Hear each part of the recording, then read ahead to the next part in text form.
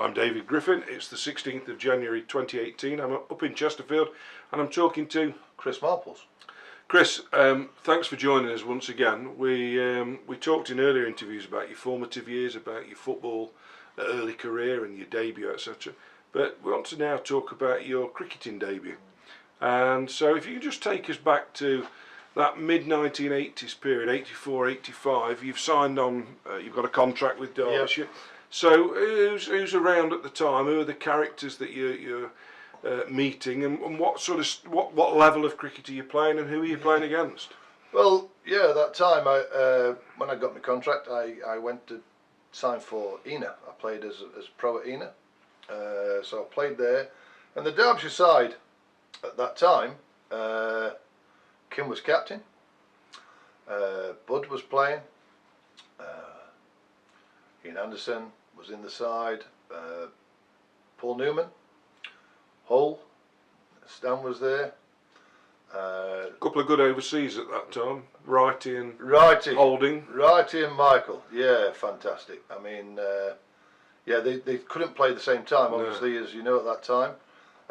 And we've got a younger overseas in the second team, Devon, who was rapid. For that time, he was rapid. And then you've got Dusty Jeff, obviously Chesterfield born, and he'd watched my football career as well, and you know, so a lot of people there who was a few Mickey takers but strong characters and good players. Real good players. It's been interesting with Devon because going right back, I mean, we all remember he'd got the wrong prescription for his glasses and he was all over the place, and he became a test match winner, but you were keeping to him really in his infancy. Oh yeah, really young when he sprayed it. So, you know, I mean, I know I used to have a laugh with Dev, a great person, great lad, and I know when I first got on the staff, and Bob Taylor was taking the second team, so I was there and Dev was there, and I used to wind Dev up because when Bob wasn't looking, Dev would throw a ball, and in the morning you don't want a ball coming into your hands at 120 mile an hour, whatever, when he's throwing it, and I just used to let it go, and I say, that's a crap throw, Dev, and he'd go and fetch it, Devon. And Bob would, you know, go and fetch it, and you know, but it was a perfectly good throw, but I just let it go. I thought, I'm not going to catch that. So Dev was mainly in the second team. Any signs then that he'd become the bowler? I mean, he got 1,000 first-class wickets, I think, or it was around that figure, and a Test match winner, a Lord's finalist, winning a Lord's pace. Did you think genuine pace? I mean, bearing in mind when I first started, I'd played a few second team, a number of second team games before, but yeah, when I was on the staff and you was facing him every day, you got used to pace. I mean, you do get used to pace, and I would have a go at the hook anyway. And I used to wind him up not knowing, or Jeff used to wind him up, and they used to come in and they used to bombard me, so I was quite handy on the hook. I could play that, so that was a shot, but the pity I just didn't bowl enough full so I could try and play them, but no, so a lot of characters there. And where did your debut come? Queen's Park against Yorkshire, again quite early into my contract. How did it come about? Were you expected to play? Bernie had a few problems. I think his mum had took ill, and Bernie wasn't himself. Obviously, he went into the side as first team keeper, which was a natural progression. And he'd lost his place. I took his place at that time. Who made the call? Was that Kim? As far as I'm aware, Kim. Yeah, I think Kim at that time. And I'd scored a few runs in the second team as well. Bernie had not scored many, and I'd scored a few runs in the second team, and I'd been keeping reasonably well. So my debut came on my own ground, really, at Queen's Park against Yorkshire, and again, you know, that time it was just. That would be 85. That was 85. Was that when Michael took 5? Did Michael got 5 for 48? Yeah, I remember. And Judge bowled quite quick, and Stan played, and Jack Warner played, and we had a bombardment of pace, and the wickets were quite green at that time there. Was Doxy Walker Doxy was there, he was there, and Jeff was at first slip, and spent all day at first slip. Didn't bowl many balls there, to be quite honest, but yeah, so what was the pace attack that day? Michael, there was Michael, there was Newman, there was Hull, there was Jack. Jack Warner, yeah. I think that might have been it. Not a bad four. No, good four. Face Good attack, four. And Roger Finney, obviously. Oh, I yes. forgot Finn. Yeah, fun. Finn Was he bowling that spin time. or? No, he was bowling his seamers at that time. So we won the toss and batted. I was down to go in 11, which had not been 11 before, but obviously first game, and you just, my job was to keep wicket. Were you nervous about that? Because you talked in a previous interview about the nerves before your first professional football match. Did that apply? I was, but I wasn't. I don't know. It was a strange one. I felt more at ease at cricket than I did at football in first game. I think. Yeah. I think first game, because I'd played quite a lot of second team games. Football, that came upon me straight away. So it was like, although I'd not got time to think about it, that few hours or 24 hours prior, yeah, I was nervous. But no, cricket wise, I'd been doing okay. I'd been doing okay second team, and at that time second team was pretty good standard. They all had an overseas. Every side had an overseas, and in your second teams then you got some good players who later went on to play international cricket. So that was all. I think the grounding of second team to rise into first team was a lot shorter than what it is. Although it's still a big gulf, but not as much as probably is it now. So that was it was a game against there, I remember, and we scored a big total, and we got them under the ropes a bit, and Bluey came in, he nicked off, and we've gone up and we've caught him, and everybody in the ground knew he'd nicked it, and he stood and he didn't walk, and he went on and got 100 and avoided the follow on. Also, I'm sure that we would have gone on and I'm sure that's the year he got 100 unbeaten at Chesterfield against us, and 100 unbeaten at Bradford. At Bradford, yeah, he did. In the same season. Yeah, that's right. Astonishing. Yeah. It probably never happened before. Yeah, he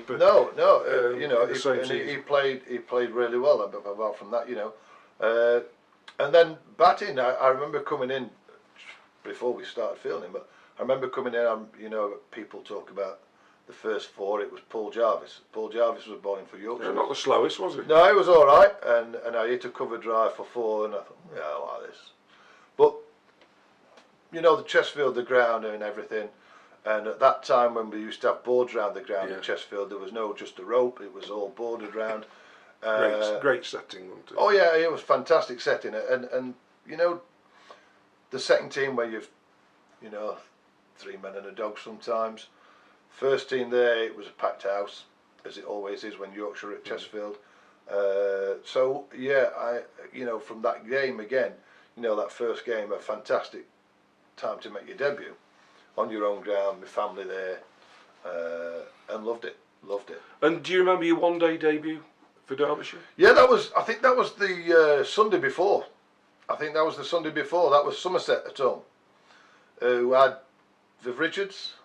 Ian Bolton played. There was no test duty at that time, so Ian Bolton played, and Joel Garner kept playing. They were great days, weren't they? Fantastic. When you got all your international. Oh yeah. I mean, I just wish now that there were time for them to play. It is a pity, and but these guys played, and 2 overseas there. I always look back at the 80s as being the only way I can compare it when you talk to people is the 80s for me was like the modern day football Premier League. Every great player in the world was playing in English cricket. I would have thought in the 80s.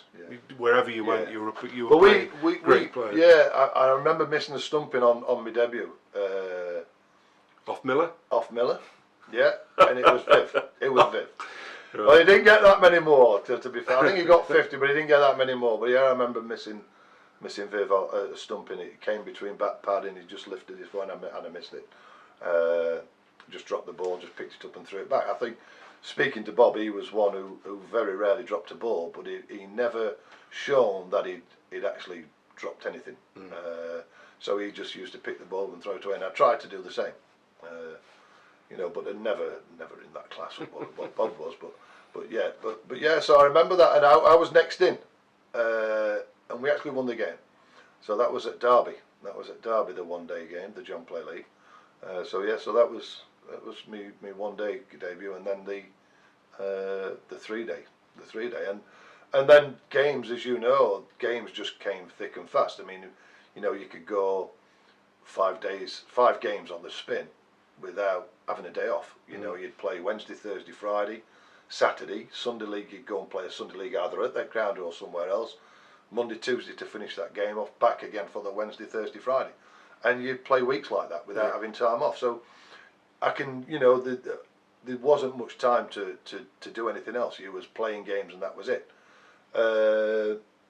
So yeah, I fitted into that, and I enjoyed it, and I played the whole season. I think from then, I think I carried on playing, and then it became an issue when this football and cricket season didn't overlap. So when I had chance, I used to go and train then on the Thursday nights with the kids at football. And I recall we were playing a 4-day game at Chesterfield, 3-day game at Chesterfield against Leicestershire.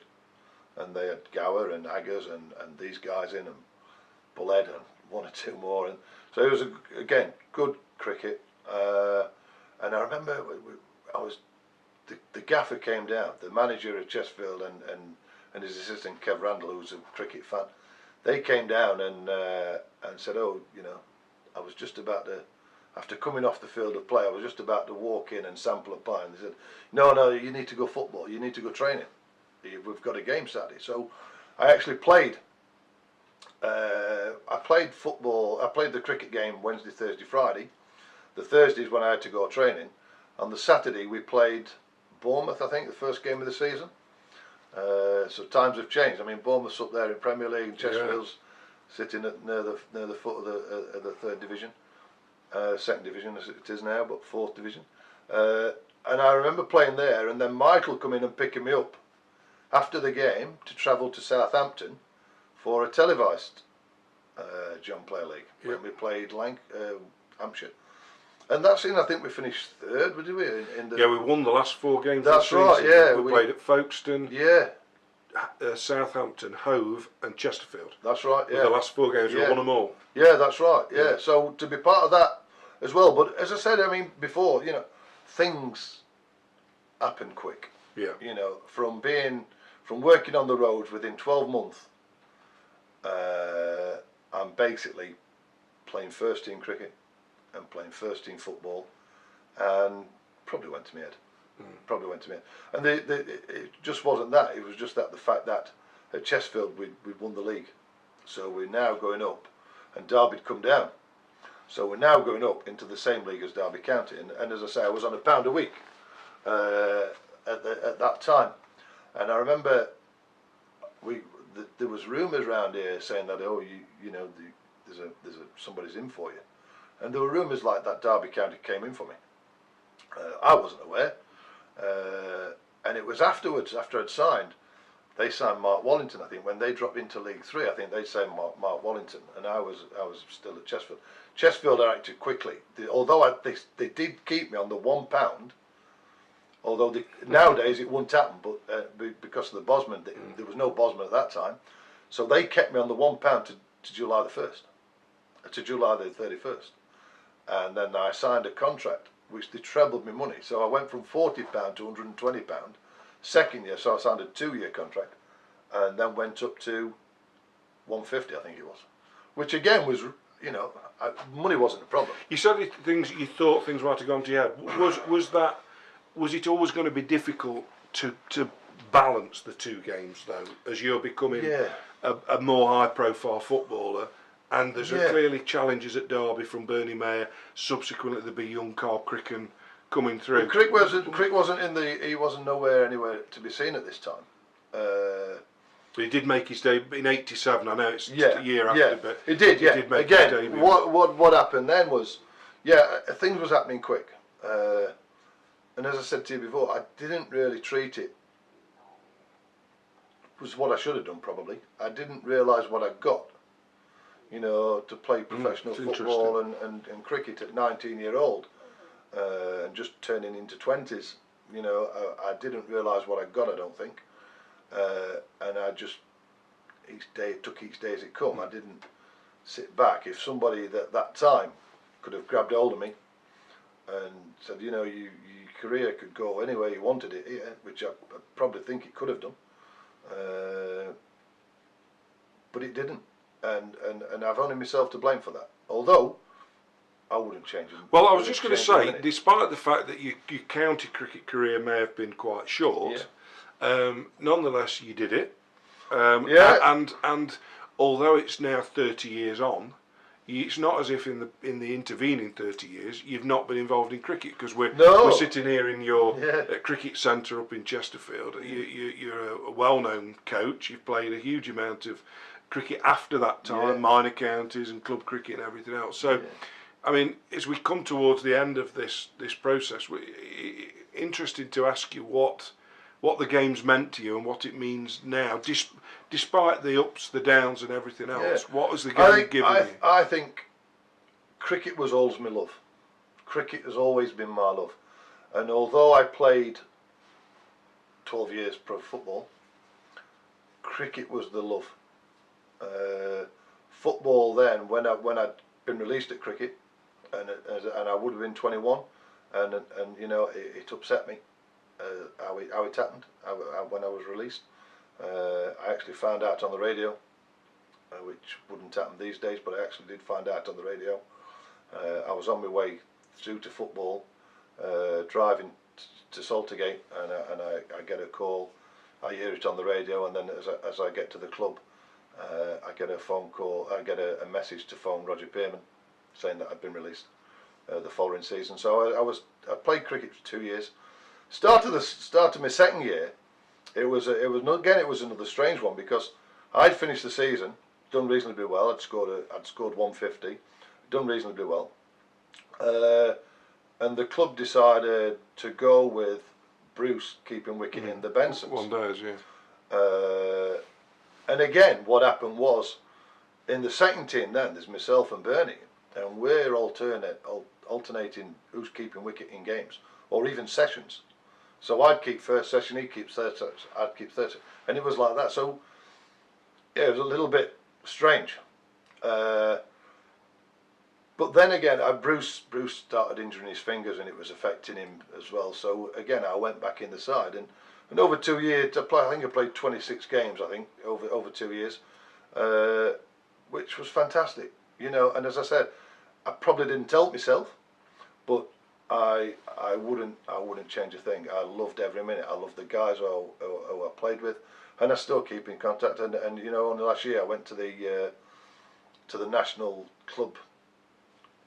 cricket knockout at Lords, and I went to the hotel, and there's Michael there, and you know, and Michael, every time I've seen him, you know, we give each other a hug, and to only play 2 years with a legend, and to still have that, you know, recognition with people like that, it's fantastic. Marvellous, it's fantastic, you know, and as I say, I'm very grateful.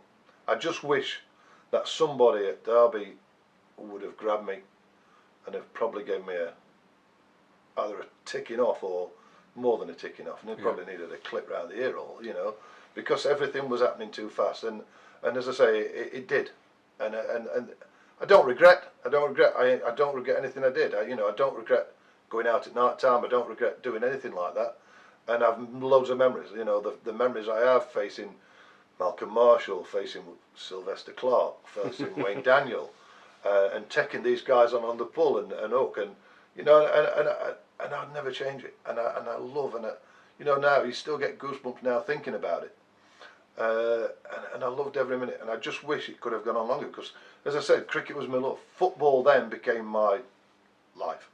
My last question: Devon or Michael, who was the quickest?